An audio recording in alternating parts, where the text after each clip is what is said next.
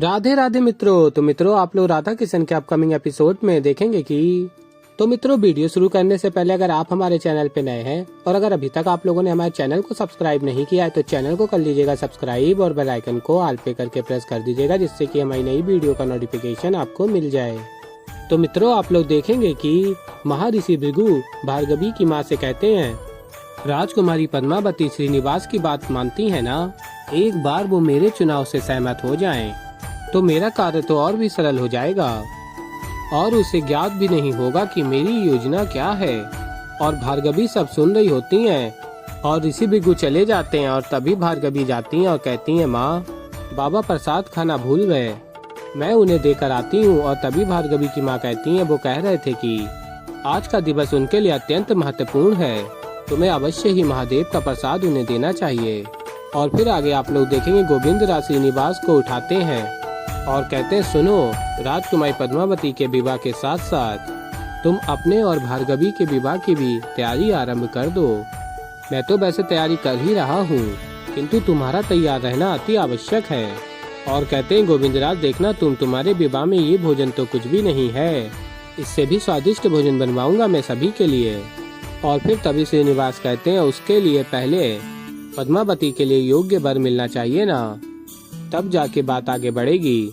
और फिर गोविंदराज कहते हैं, किसी को भी चुनकर इस स्वयंवर का समापन करो शीघ्र अति शीघ्र। यदि ये स्वयंवर ऐसे ही चलता रहा ना, मैं बता रहा हूँ तो ये ऐसे ही चलता ही रहेगा, तुम्हारा और भार्गवी का विवाह कभी नहीं हो पाएगा। और फिर श्रीनिवास कहते हैं, अरे ऐसे कैसे मैं किसी को भी चुन लूँ गोविंदराज, राजकुमारी ने विश्वास किया है मुझ पर, यदि कोई व्यक्ति योग्य लगे भी, थोड़ा बहुत योग्य भी क्यों ना लगे, ऋषि भृगु को भी तो मनाना पड़ेगा, उनकी भी तो सहमति आवश्यक है। और फिर गोविंदराज कहते हैं, तो कौन मनाएगा उन्हें? तुम। अरे तुम्हें तो उन्हें विश्वास दिलाना होगा, समझाना पड़ेगा कि कोई वर योग्य क्यों है।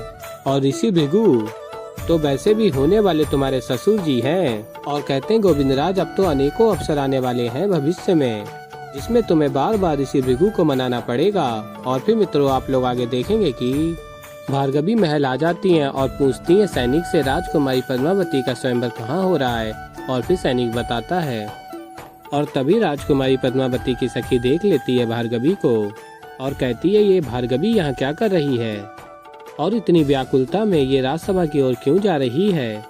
और तभी घोषणा होती है, राजकुमारी पद्मावती के स्वयंवर का दूसरा दिन आरंभ होने वाला है। और ये सुनकर भार्गवी कहती है, स्वयंवर आरंभ होने से पूर्व मुझे श्रीनिवास से बात करनी होगी। और श्रीनिवास जा रहे होते हैं और ऋषि भृगु से टकरा जाते हैं और कहते हैं, श्रीनिवास ऋषि भृगु मैं आपको ही ढूंढ रहा था। और कहते हैं, एक अत्यंत महत्वपूर्ण बात थी जो मुझे आपसे करनी थी। और फिर ऋषि भृगु कहते हैं, मुझे भी तुमसे कुछ बात करनी थी।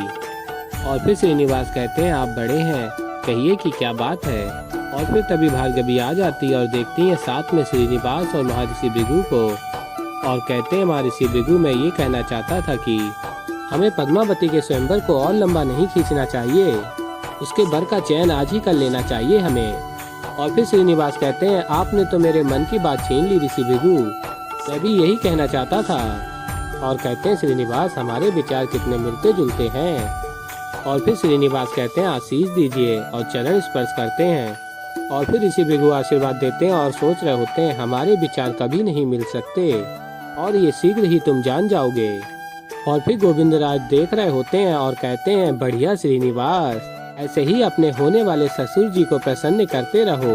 उसके पश्चात भार्गवी तो तुम्हारे घर में तुम्हारे साथ ही रहेगी। और फिर आगे आप लोग देखेंगे, ऋषि भृगु कहते हैं श्रीनिवास से, शीघ्र ही चलते हैं, सभी हमारी प्रतीक्षा कर रहे होंगे। और तभी भार्गवी आ जाती है और कहती है, बाबा। और फिर मित्रों आप लोग आगे देखेंगे कि राजसभा में सभी लोग आ जाते हैं और तभी महाराज आकाश कहते हैं, वासु सभी अतिथिगण तो पधार चुके हैं, किंतु ऋषि भृगु और श्रीनिवास दिखाई नहीं दे रहे।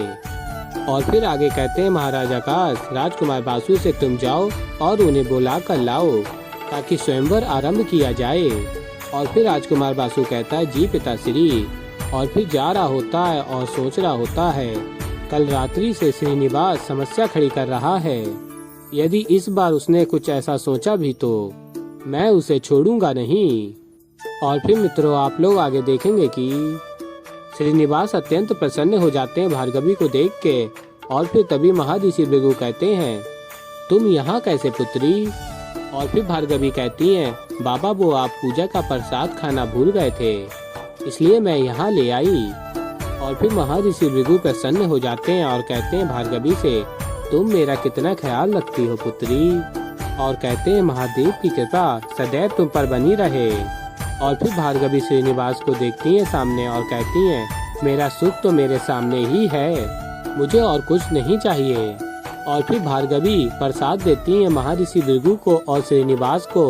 और तभी राजकुमारी पद्मावती की सखी आ जाती है और देख रही होती है छिपके, और कहती है राजकुमारी की सखी, ये भार्गवी यहाँ ऐसे प्रसाद देने तो नहीं आई होगी, अवश्य ही कोई और ही बात है, मुझे पता लगाना होगा। और फिर मित्रों आप लोग आगे देखेंगे कि श्रीनिवास कहते हैं भार्गवी से, अब तुमने महादेव का प्रसाद खिला दिया है तो अब मुझे विश्वास है कि सब कुछ उचित ही होगा, कोई समस्या नहीं आएगी।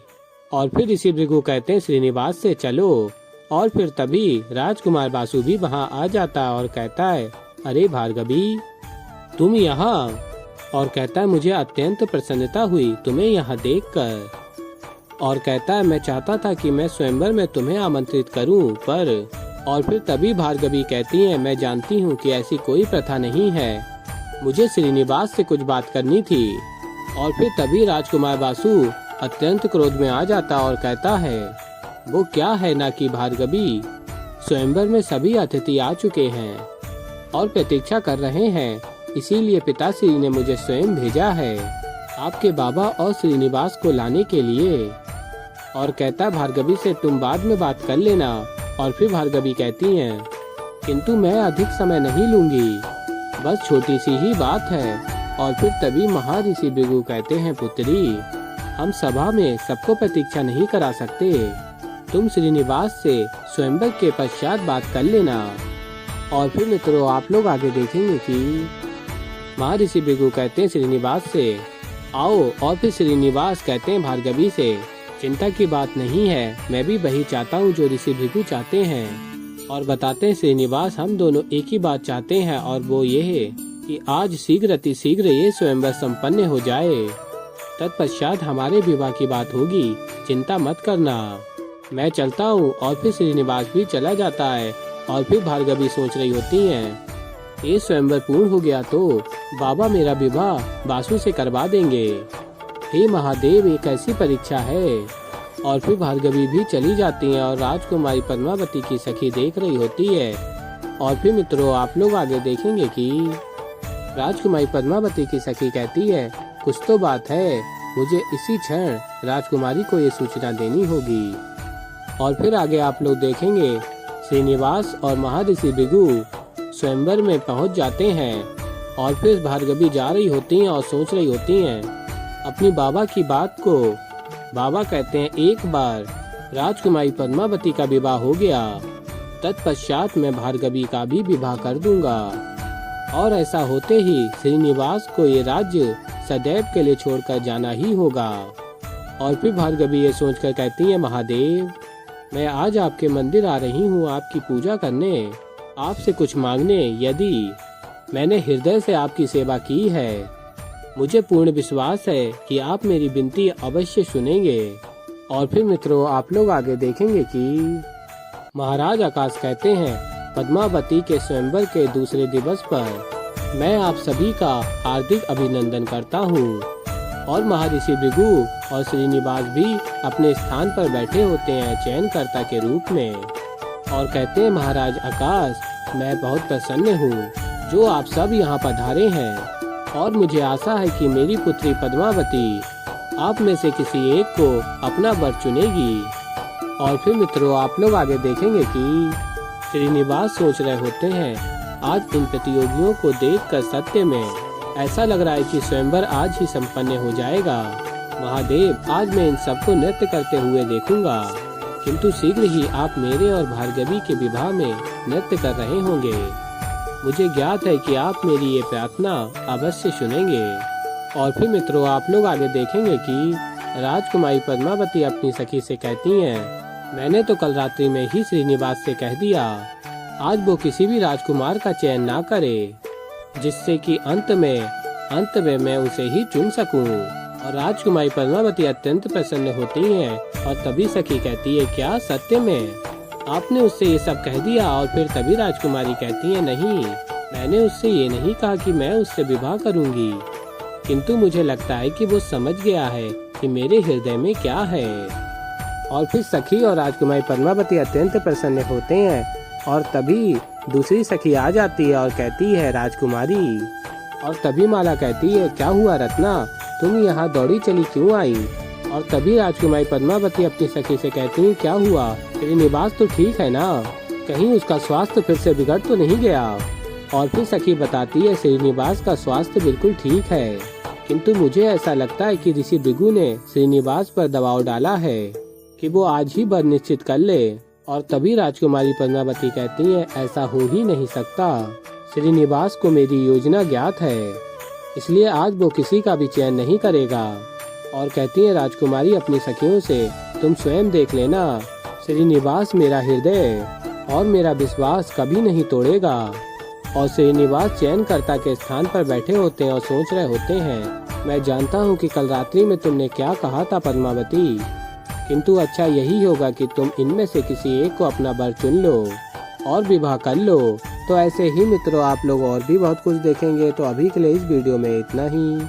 तो मित्रों अगर आप लोगों को हमारी वीडियो पसंद आई हो तो वीडियो को कर दीजिएगा लाइक, चैनल पे नए हैं तो चैनल को कर लीजिएगा सब्सक्राइब।